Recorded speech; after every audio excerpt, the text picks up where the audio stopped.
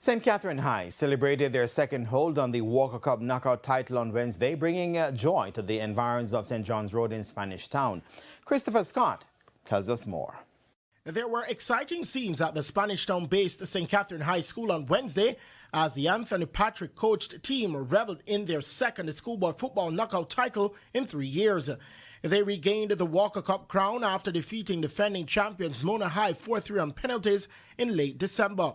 Principal of St. Catherine High, Marlon Campbell, believes that several players were affected by the passage of Hurricane Melissa, but explained where the tide turned in the school's favor.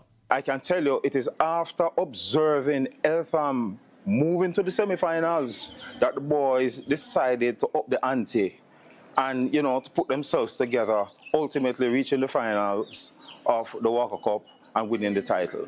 Manager of St. Catherine, Nigel Walker, is confident that the institution will continue to be a major force in schoolboy football, particularly in the Manning Cup competition. The program is running, I would say, successfully.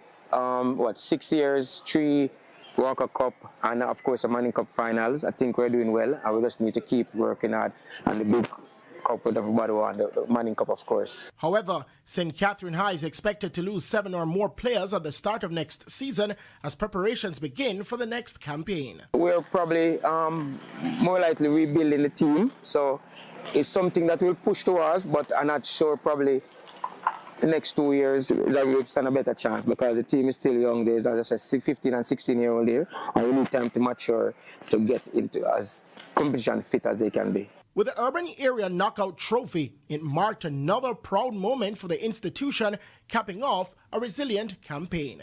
Christopher Scott, TVJ Sports.